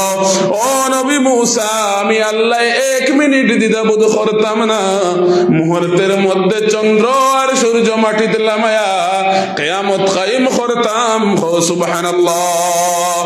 এর লাগি মুসলমান হল মায়ের দোয়ালো, বেশ করে মায়ের দোয়ালো। মায়ের দোয়া ব্যতীত আর কোন দোয়া হতে পারে না। আপনার বাবার দোয়া থাকি বড় কোন মেডিসিন এ জমিনে আর হতে পারে না। আপনার 1000 আদরের স্ত্রী বইয়া, 1000 স্ত্রী যদি বইয়া আপনার লাগি দোয়া করেন, কবুল হতে পারে নাও হতে পারে, কিন্তু আপনার মায়ে মুখ দিয়া দোয়া না করলে, আপনার বৃদ্ধ দাড়ি পাকনা বাবায় মুখ দিয়া দোয়া না করিয়া যদি মনে মনে আপনার উপরে খুশ হয়ে যায়, ও আমার যুবক ভাইয়া, জীবন আপনার কামিয়াব হয়ে যাব, জীবন আপনার সুন্দর হয়ে যাব। লাগে হামেশা মা এবং বাবার সাথে ভালো আচরণ করেন, মা এবং বাবার খিদমত বেশি বেশি করে করেন। মা এবং বাবার লাগি ভালো আচরণ যেন করেন। জেলা মা এবং বাবার দোয়া পাইন, সন্তানে মা বাবার মার দোয়া পাওয়ার কারণে মেঘর সাখায় কথা শুনছে। আপনি যদি আপনার মা বাবার দোয়া লইন, আল্লাহ আপনার ডাক শুনবানি না শুনতা নাই? নিশ্চয় শুনবা। এর লাগি হামেশা মা এবং বাবার লাগে ভালো আচরণ করেন, মা এবং বাবার কথা শোনেন। ও মুসলমান হল, আগে আমি যে কথাটা কইছিলাম, মা এবং বাবার খিদমত তো অবশ্যই করেন, তার সাথে আপনার স্ত্রীর খেয়াল করেন। স্ত্রী পর্দা ঠিক রাখিয়া এ জমিন সুলতানি আপনার ঘরে ও বিবাহিত বনিনতে পর্দা রক্ষা করিয়া চলেরনি, সেটা আপনি খেয়াল করেন। ও আমার মা বনিন হল, হে জমিনের নারী জাতীয় হল, পর্দা আপনার উপরে আল্লাহ বাধ্যতামূলক করে দিয়েছেন। আপনি পর্দা করেন আপনার শরীরের সৌন্দর্যতা এ জমিনে পর পুরুষের সামনে দেখানোর জন্য নয়। নারীর পর্দা যেমন আল্লাহ গুরুত্ব সহকারে বলে দিয়েছেন, তেমনি ভাবে নারীর দরওয়াজা আল্লাহর কাছে অত্যন্ত আগে। ও মুসলমান হল, এ জমিন নারী জাতি সবচেয়ে সম্মানী জাতি। নারী জাতিরে সব সময় ডাকিয়া আর লাগি আল্লাহ কইরা, অর্থাৎ এরা হইল কি সম্মানী বস্তু মানুষে সহজে সামনে রাখে না। পুরুষ জাতিরে আল্লাহ নির্দেশ দিয়া দিলা, আল্লাহর নবী প্রতিজন স্বামী জাতিরে মেসেজটা দিলা, হে স্বামী জাতি, জমিন মানুষের সোনা গয়না টাকা পয়সা যেমনি ভাবে লোক করিয়া হেফাজতে রাখে, তেমনি ভাবে তোমার স্ত্রী হইল কি তোমার কাছে সোনা আর হীরা মণিমুক্তা হইতেও বেশি মুতবররক। সুতরাং তোমার স্ত্রীরে তুমি কন্ট্রোলের মধ্যে রাখো, হেফাজতের মধ্যে রাখো। তোমার স্ত্রীর সৌন্দর্য জাতির সামনে দেখাইও না। যদি তুমি স্ত্রী তোমার সৌন্দর্য দেখাতে হয়, তোমার স্বামীর সামনে দেখাতে পারো। ও আমার মার বইন হল, হে নারী জাতীয় হল, আপনারে আল্লাহ অতি ইজ্জতি বানাইয়া দিল, কিন্তু আপনি এক সময়ের কথা চিন্তা করেন যখন নারী জাতি মানুষের নাম নিত না, নারী জাতিরে অত্যন্ত ঘৃণা করত।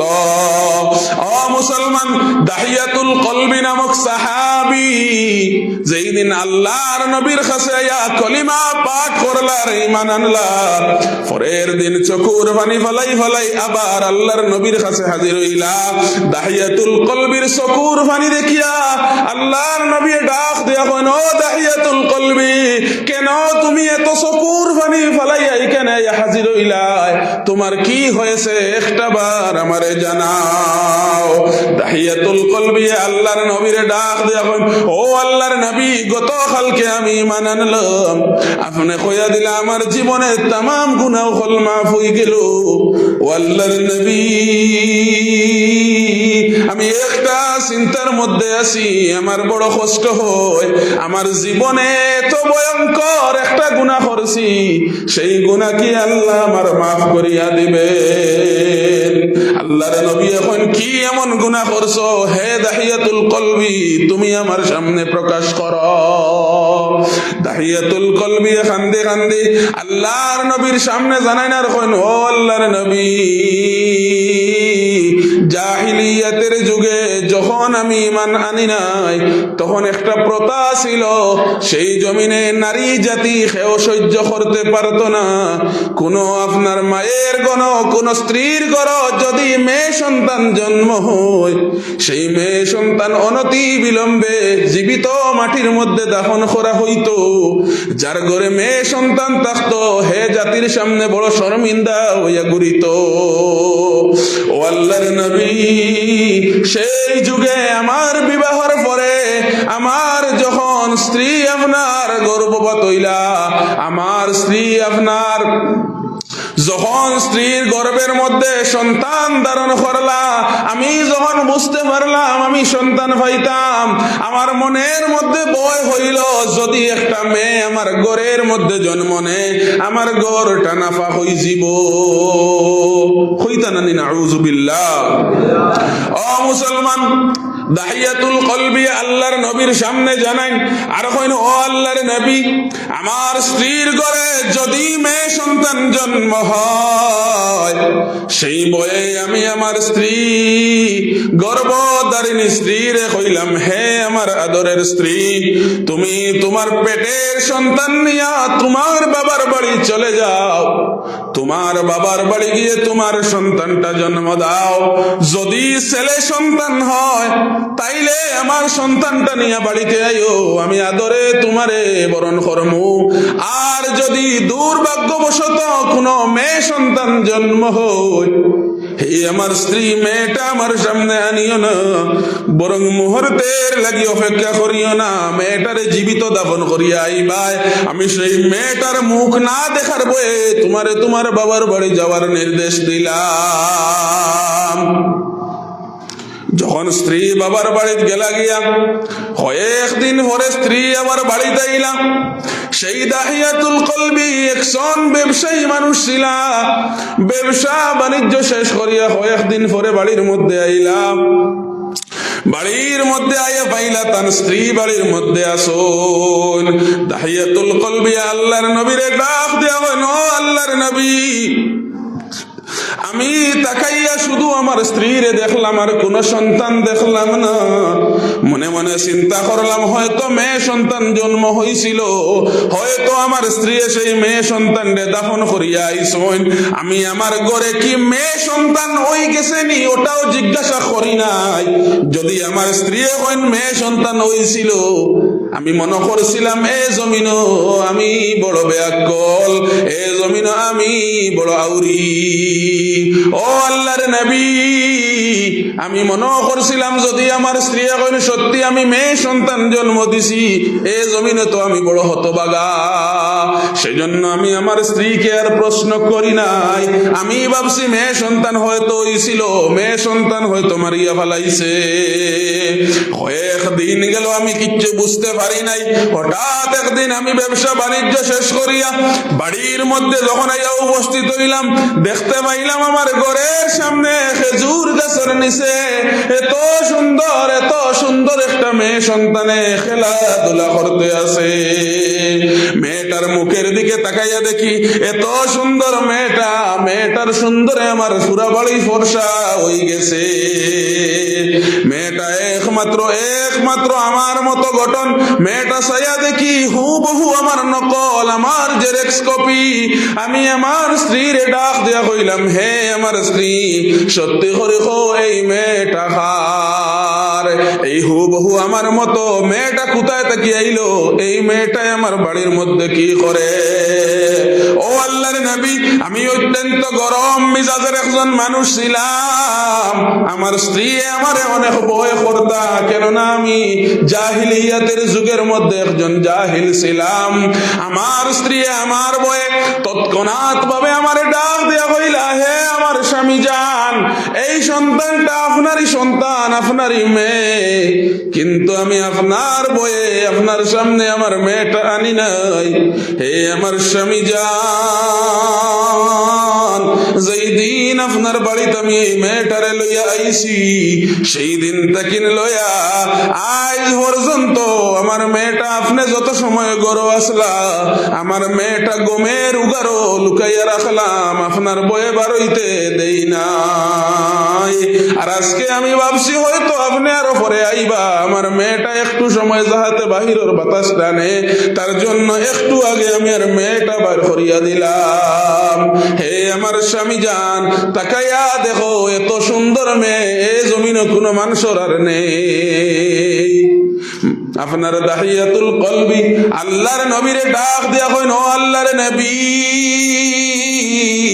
আমি চিন্তা করলাম এতদিন ব্যবসা বাণিজ্য করছি, ঘোরাফেরা করছি, এতদিন পরে আমার স্ত্রী বাড়ির, আমার স্ত্রীর লাগি একটু আনন্দে কথা বলি, আমার স্ত্রীর লাগি একটু ভালো আচরণ করি, বালা হিসাবে তাকে সংসার চলুক, সেজন্য তাড়াতাড়ি আমি মেয়েটা কান্দি নিয়া মারার কোনো চিন্তা ফিকির না করিয়া এমন ভাবে আমার স্ত্রীর সামনে আমি বাহানা করলাম যাহাতে বুঝা গেল আমি আমার মেয়েটারে স্বীকার করি লাইলাম।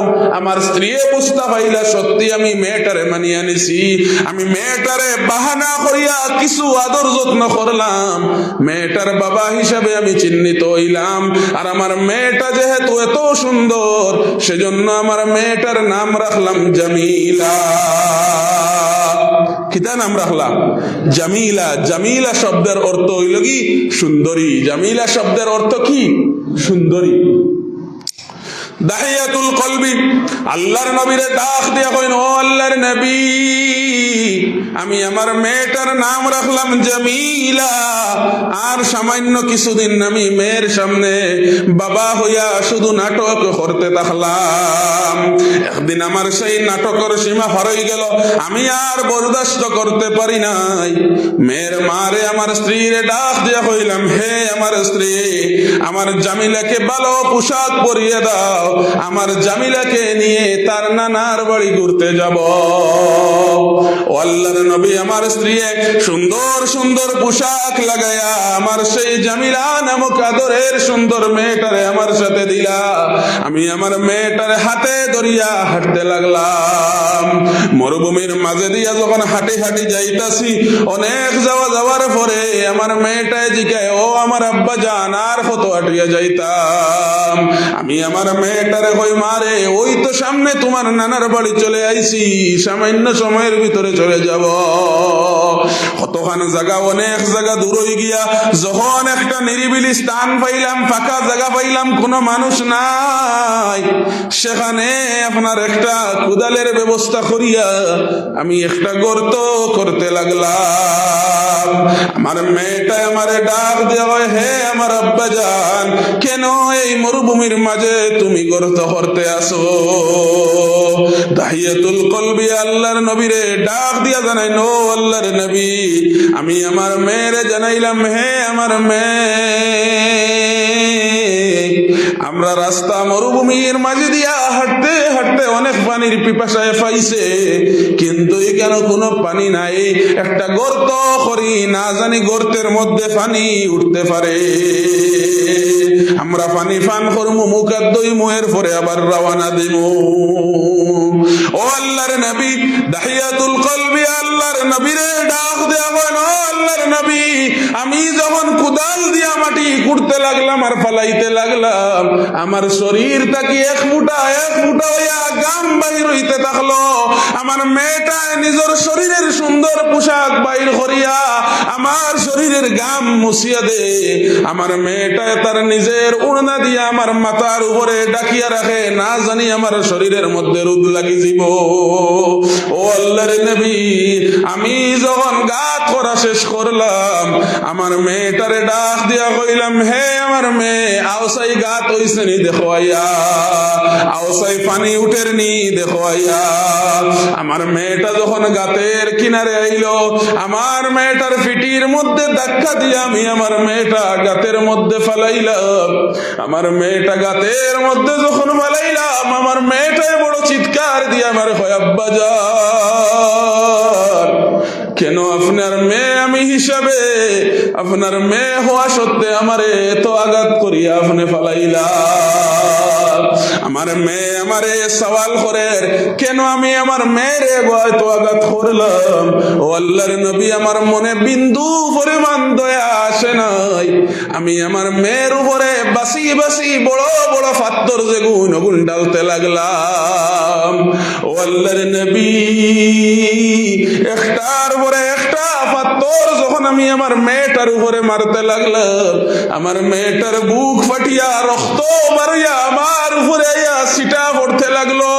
এক মুহূর্তের জন্য দয়া বলতে কিচ্ছু আমার মনে আসে নাই। আমার মেয়েটা তখন আর বুঝতে বাকি থাকে নাই যে আমার বাবা আমার জীবিত দাফন করতেছেন। আমার মেয়েটা আমার ডাক দিয়া হয়, হে আমার জন্মদাতা আব্বাজান, আপনার কাছে আমি একটা মিনতি করি, আপনি বাবা হিসাবে আমার মারিও না। আপনি যে আমার উপরে পাথর মাত্রা আমি যে কষ্ট পাইয়ার তার চেয়ে বড় আঘাত পাইয়ার, আপনি আমার বাবা হওয়া সত্ত্বেও আপনার হাতও আমার জীবন শেষ হয়ে যা। আমার বাবা হওয়া সত্ত্বেও আপনি বাবা হইয়া আমি মেরে মাটির মধ্যে জীবিত গাড়ি লাইতরা। ও আব্বা জান, পাথরের আঘাত হইতে সেই আঘাতটা তো আমার কাছে অনেক বড়। ও আমার আব্বা জান, আর আমারে পাথর মারিও না, আমি পাথরের যন্ত্রণাও সইতে পারি না। আর আপনি বাবার হাত খুন হইয়ার সেই যন্ত্রণাও সইতে পারি না। সুতরাং আব্বা জান, আমারে আপনি মারিও না।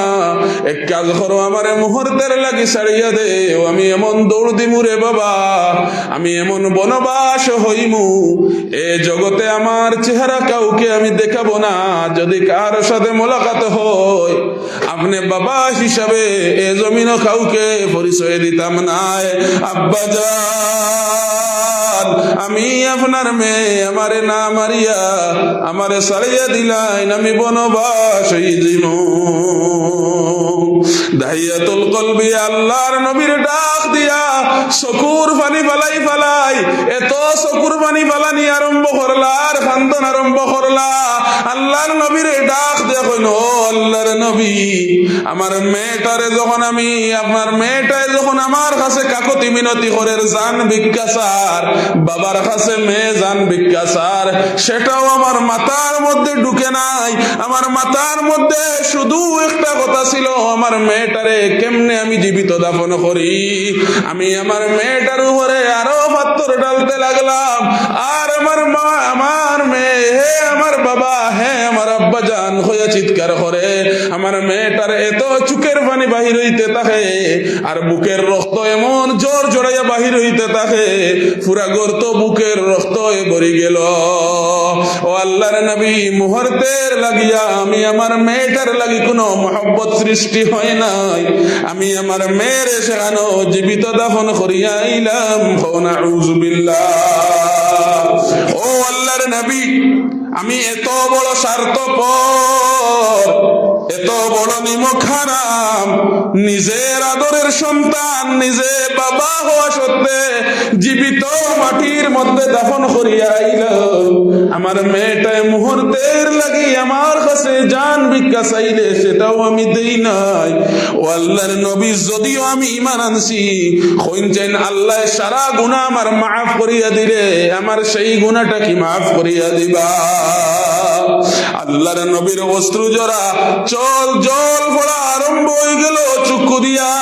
আল্লাহর নবী চকুর পানি বালাই বালাই দাহিয়াতুল কলবির ডাক দিয়া কইন, ও দাহিয়াতুল কলবি, আমি নবীও আজকে তোমার এই কাহিনীটা শুনিয়া আমি আর সইতে পারি না। তোমারে আমি কিচ্ছু হইতে পারি না, শুধু পরামর্শ দিয়ে দিতে পারি। হে দাহিয়াতুল কলবি,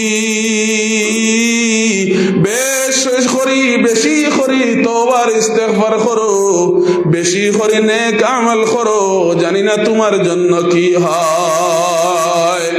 এর লাগি হে আমার মা বনি নকল, হে জমিনের নারী জাতীয় হল, নারীর সম্মান কোথায় ছিল? এই জমিনে নারীকে কেউ সম্মান করতো না। নারী যদি কাহারো ঘর জন্ম নিত, জীবিত দাফন করত, সেখান থেকে আমার নবী নারী জাতির সম্মান আনিয়া এত বাড়াইয়া দিলা। হে নারী জাতি, তোমার সম্মান এত কষ্টে ফিরাইলা আমার নবী, তোমার সম্মান তোমার সৌন্দর্য জাতির সামনে বার করিয়া করিও না। আপনার বেপরদা হইয়া বাজারও টাইট কাপড় পিন্দিয়া মাথা উদলা করিয়া বাজারও হাঁটিও না। মোবাইল টিভি টিভি কানের মধ্যে লাগাইয়া হাই জান how are you I miss you kiss you হইয়া সড়কর খান্দা বাই আটিও না। হে নারী জাতীয় হল নিজের সৌন্দর্য যদি দেখাতে হয় নিজের আপনার স্বামীর সামনে নিজের সৌন্দর্য দেখাও। স্বামী ব্যতীত জাতির সামনে সৌন্দর্য দেখানোর পারমিশন আল্লাহ দেন নাই। সুতরাং প্রতিজন নারীয়ে নিজের পর্দা রক্ষা করা দরকার, নিজের সৌন্দর্য রক্ষা করা দরকার, নিজের লজ্জাস্থানের হিফাজত করা দরকার। আল্লাহ কোরআনুল কারীমের মাঝে ফরমান ওয়াইয়াহফাজনা ফুরুজাহুন্না, নিজের লজ্জাস্থানের হেফাজত করো। তেমনি ভাবে পুরুষরে জ্ঞান হইছেন লজ্জাস্থানের হেফাজত করো, পুরুষরে হইছেন, নারীরে হইছেন তোমার তোর পূর্ণাঙ্গ শরীর পর্দার ভিতরে রাখো। লাগি প্রতিজন নারীয়ে নিজের পর্দাটারে যেন বজায় রাখি, নিজের শরীরের মহামূল্যবান সৌন্দর্য যাহাতে মানুষের সামনে না বাহির করি, নিজের সৌন্দর্য নিজে যেন বজায় রাখি। নিজের সৌন্দর্য নিজে যদি বজায় রাখেন না মানুষে তো মজা লইব, তোমার সৌন্দর্য নষ্ট হইব, তোমার মান কমব। নিজের সৌন্দর্য বজায় রাখেন, পুরুষ জাতীয় নিজের লজ্জাস্থানের হেফাজত করেন। আর রাস্তাঘাটে বেটিন দেখলে আপনার নারী দেখলে নিজের বনির লাখান মহাব্বত করেন, নিজের বনির মানসিকতা নিজের ভিতরে রাখেন, নিজের মায়ের মানসিকতা ভিতরে হারাইয়া রাখেন। মানসিকতা